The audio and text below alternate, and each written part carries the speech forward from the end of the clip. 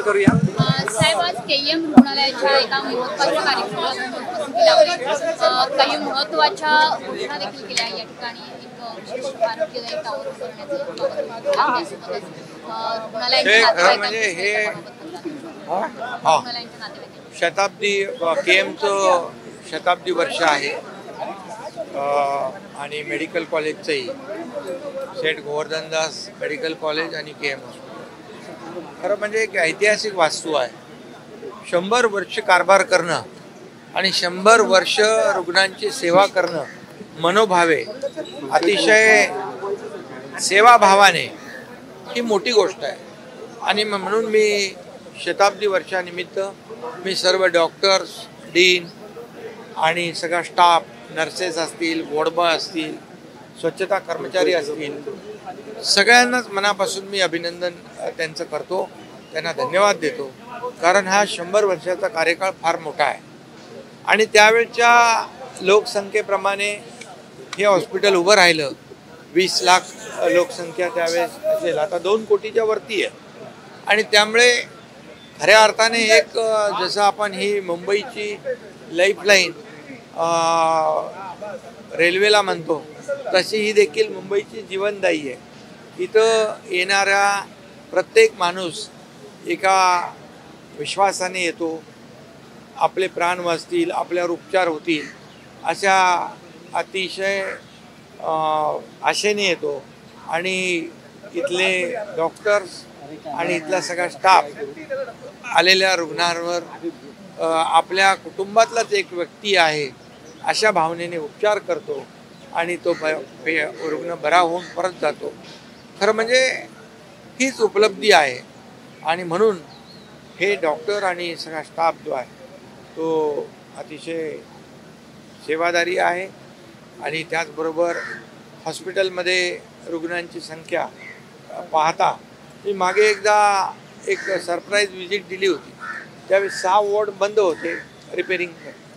त्या वॉर्डमध्ये देखील मी आता एका वॉर्डमधची पाहणी करून अतिशय उत्तम तो वॉर्ड तयार झाला आहे।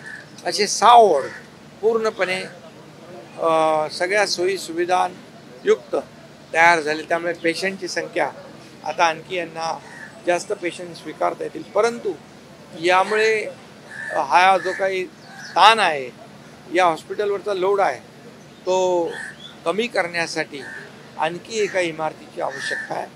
त्यामुळे आयुष्मान शताब्दी टॉवर या ठिकाणी उभा करण्याच्या मी सूचना आयुक्तांना दिलेल्या आहेत आणि त्याप्रमाणे त्याचं काम सुरू होऊन जाईल आणि जवळपास 1001 पेशंटना त्याचा लाभ मिळेल। आणि त्याचबरोबर नातेवाईकांची जी काही गैरसोय होती आहे त्या नातेवाईकांसाठी देखील थांबण्याची एक जागा निर्माण करण्याचं देखील या ठिकाणी सूचना केली आहे, ती देखील त्याचंही काम सुरू होईल।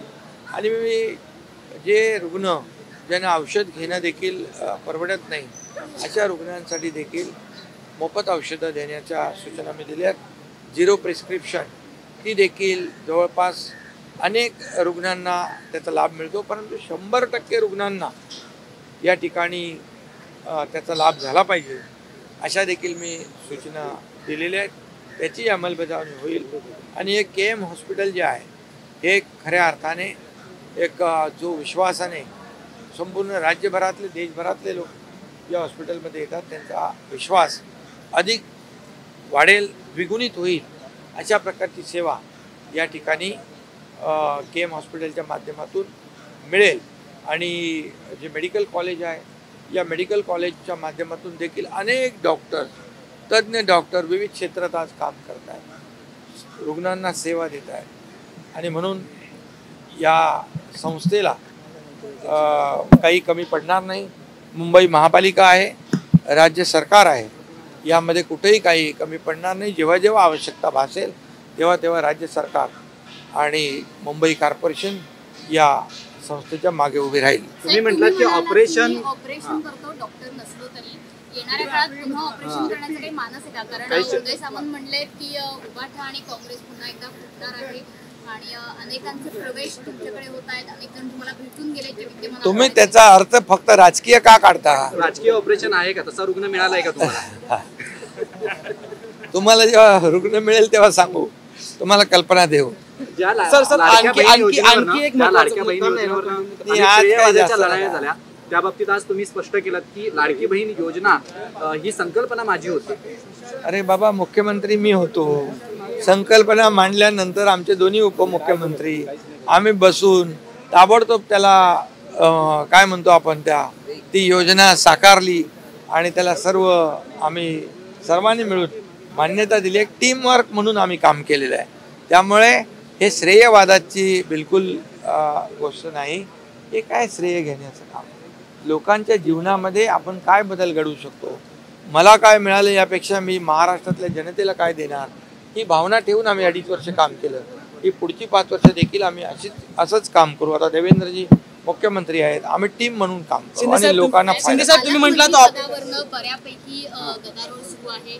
तुम्ही चर्चा करायला सुरुवात चर्चेतून पवारांसोबत मुख्यमंत्री आल्यानंतर त्या चर्चेमधून सगळे प्रश्न सुटतील. तुमचे जे प्रश्न आतापर्यंत आले सरकार स्थापन होण्यापासून ते सगळे सुटत गेले, ते आम्ही सगळे सोडवले. त्यामुळे हाही प्रश्न सुटेल हा विश्वास ठेवा. सर, वाल्मिक कराडला वाल्मिक कराडला पुन्हा 14 दिवसाची पोलीस कस्टडी दिलेली आहे. खरं म्हणजे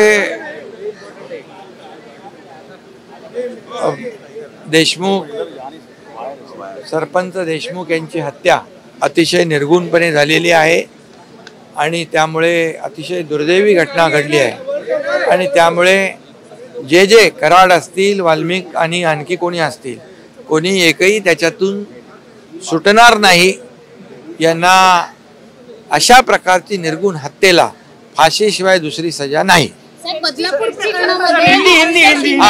आता यामध्ये केएम हॉस्पिटल और मेडिकल कॉलेज का जो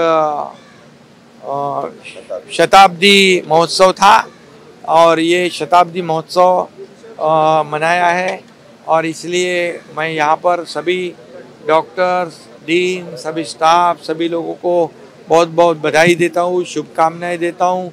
100 साल लोगों की सेवा करना ये छोटी बात नहीं है और इसलिए इसके जो पेशेंट्स हैं वो एक विश्वास के साथ यहाँ दाखिल होते हैं और इसलिए पेशेंट की संख्या रोज़ाना बढ़ती है और इसलिए इस अस्पताल में और एक बिल्डिंग की आवश्यकता है. इसलिए मैंने म्यूनसिपल कमिश्नर को कहा है कि आयुष्मान शताब्दी टावर यह बनाया जाए और उसकी प्रक्रिया शुरू कर दी जाए. वो भी शुरू हो जाएगी और पेशेंट की कैपेसिटी बढ़ जाएगी और यहाँ जो रिश्तेदार आते हैं पेशेंट के, उनको भी जो असुविधा होती है यहाँ वहाँ बैठना पड़ता है, उनके लिए भी एक जगह ऐसी हो जाए ताकि वो वहाँ पर आराम से बैठ सकते हैं, उनको जगह मिल सकती है. और जो लोगों को दवाइयाँ नहीं एफोर्ड कर सकते उनके लिए भी मैंने आयुक्त जी को कहा है कि 0 प्रिस्क्रिप्शन जो अंतिम स्तर पर है उसे तुरंत लागू किया जाए. ये सभी हो जाएगा और ये केएम अस्पताल और तेजी से लोगों की सेवा में जुट जाएगा.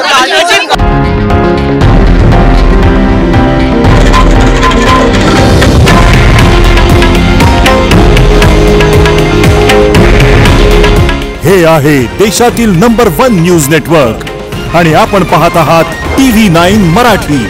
काळजी तुमची, हित महाराष्ट्राचं.